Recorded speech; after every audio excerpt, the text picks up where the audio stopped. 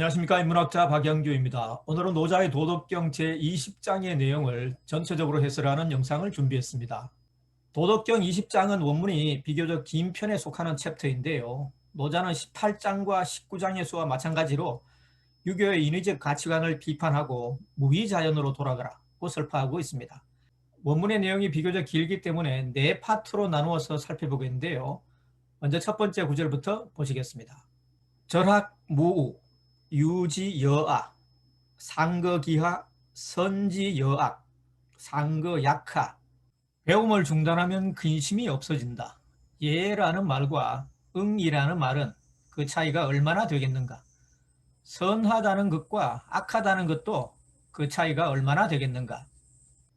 첫 번째로 나오는 절학무라는 구절에 20장에서 노자가 말하는 핵심 메시지가 담겨 있다고 볼 수 있는데요. 배움은 유교에서 가장 강조하는 덕목이죠. 논어를 펼치면 가장 먼저 나오는 구절이 학이시섭지 불력열호라는 문장이죠. 배우고 때로 익히면 또한 즐겁지 아니한가라는 뜻인데요. 논어의 첫 글자가 배울 학자라는 사실에서도 알 수 있듯이 공자는 사람이 사람답게 되기 위해서는 가장 먼저 배워야 한다고 말합니다. 그런데 노자는 거꾸로 절학무우, 배움을 끊으면 근심이 없어진다고 말합니다. 공자는 배움이 사람의 근본이라고 말하지만 노자는 배움이 근심의 뿌리라고 말합니다. 그래서 근심을 없애기 위해서는 배움을 끊으라고 말합니다. 쉽게 표현하면 공자는 아는 것이 힘이라고 말하는 반면에 노자는 아는 것이 병이다 이렇게 말하고 있는 것입니다. 둘 중 어느 것이 옳다고 할 수는 없습니다. 공자는 공자식 표현으로 삶의 이치를 설파하고 있고 노자는 노자식으로 삶의 이치를 설파하고 있는 것입니다.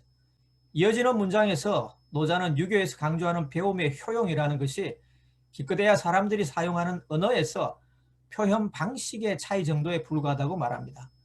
유자는 오직 유자로 주로 쓰이지만 여기서는 긍정의 뜻을 공손하게 표현하는 이해의 의미로 쓰였습니다. 그리고 아자는 유자에 대비되는 글자로 쓰였는데 응이라는 뜻으로 해석할 수 있습니다. 학문의 쓰임새라고 하는 것이 기껏해야 네네와 응응 을 구별하게 해주는 정도밖에 되지 않는다는 의미입니다. 유교에서 말하는 학문으로는 피상적인 도덕률 정도밖에 얻을 수 없고 존재의 본질에 대한 깨달음을 얻을 수는 없다는 것이 노자가 궁극적으로 말하고자 하는 메시지라고 볼 수 있겠습니다. 이어지는 문장에서 노자는 선과 악을 대비시켜서 또다시 유교적 가치관을 부정하고 있습니다. 본질적인 관점에서 보면 선과 악의 차이는 크지 않다고 보는 것이죠. 지킬 박사와 하이드에 나오는 것처럼 사람의 내면에는 선과 악이 공존하고 있고 그 차이라는 것은 종이 한 장 차이밖에 안 된다는 것이 노자 인식인 것입니다. 노자가 살았던 춘추전국 시대 노자의 사상은 비주류였습니다. 노자도 자신의 사상이 사람들로부터 외면받고 있다는 사실을 잘 알고 있었습니다. 답답하기도 했겠고 진리를 몰라주는 사람들이 야속하기도 했겠죠. 그래서 노자는 20장에 이어지는 문장에서 넋두리 형식으로 자신의 속마음을 표출하고 있습니다. 인지소외 불과불외 황해기미 앙제 중인희희 여향태뢰 여춘등대 아독박해 기미조 여영아 지미해. 사람들이 두려워하는 것을 나 또한 두려워해야 하는가? 참으로 허황되기 그지없도다. 만인이 즐거워하기를 소를 잡아 제사 지내는 것처럼 하고 봄날 정자에 오르는 것처럼 한다. 나 홀로 멍청하여 짐작조차 하지 못하고 아직 웃을 줄도 모르는 갓난아이와 같이 한다. 시적인 문장으로 되어 있지만 전체적인 뜻은 주류인 유교적 가치관에 매몰되어서 자신의 자연주의 철학을 몰라주는 속인들에 대한 야속한 마음을 표현하고 있는 것입니다. 노자는 유교적 가치관에 따라서 살고 있는 속인들을 소를 잡아서 제사를 지내고 봄날 정자에 올라서 희희낙낙하는 모습으로 표현하고 있습니다. 그리고 자연주의 사상을 설파하는 자신의 모습은 멍청하고 순진한 어린아이에 비유하고 있습니다.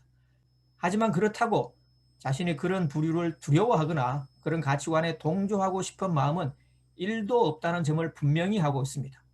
남들이 볼 때는 개똥 철학이라고 치부하겠지만 자신은 그것이 진리임을 확신하고 있는 것입니다. 다음 구절에도 이러한 논조의 내용들이 이어지고 있는데요. 계속해서 보시겠습니다.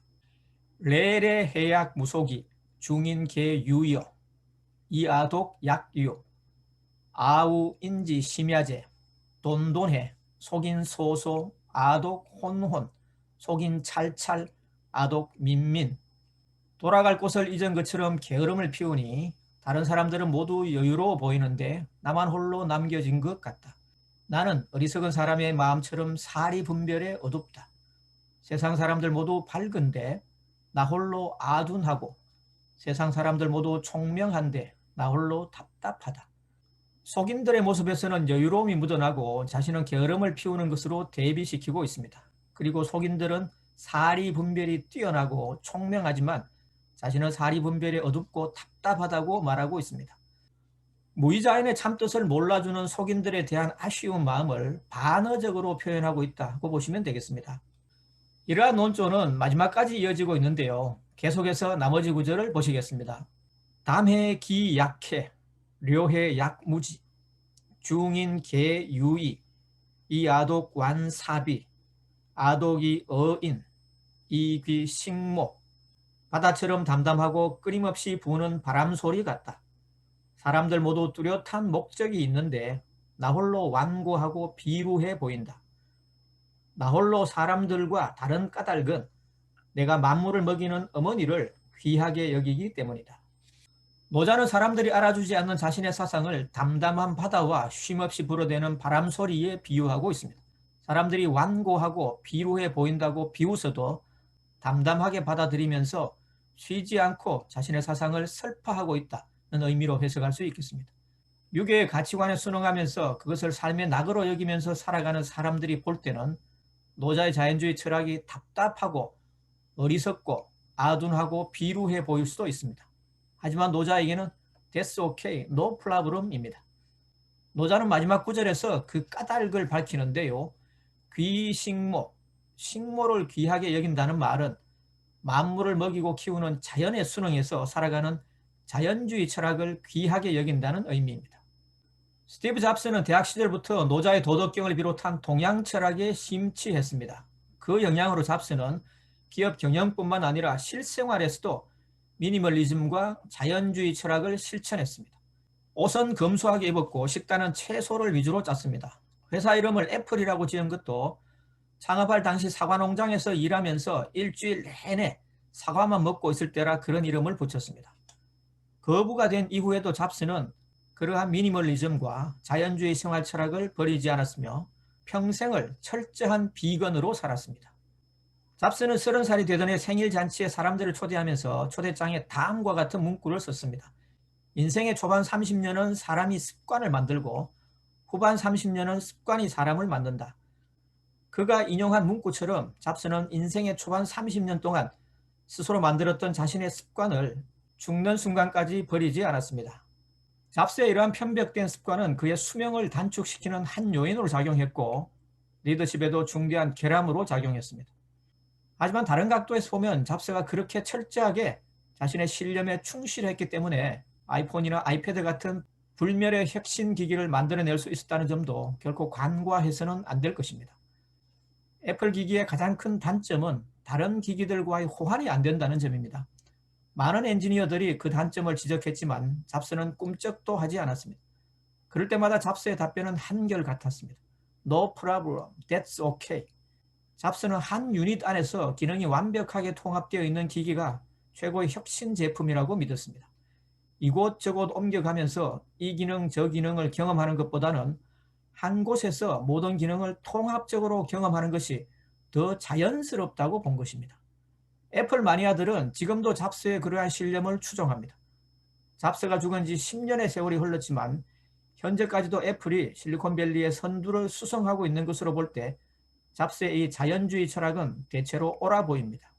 노자의 사상도 당대에는 사람들의 비웃음거리였지만 현대사회에서는 탁월한 사상으로 인정을 받고 있죠. 기후변화와 같은 환경적 요인으로 지구는 차츰 활력을 잃어가고 사람들의 무분별한 욕망으로 코로나와 같은 대재앙이 끊이질 않고 있습니다. 인류가 대오각성하지 않는다면 미래에도 이런 재앙은 그치지 않을 것이며 그럴수록 노자의 자연주의 철학이 더욱더 빛을 발하게 될 것이라는 게 제 생각입니다. 영상이 도움이 되셨다면 좋아요, 구독 버튼을 꾹 눌러주시면 다음 영상을 제작하는 데 큰 힘이 되겠습니다. 경청해 주셔서 감사합니다.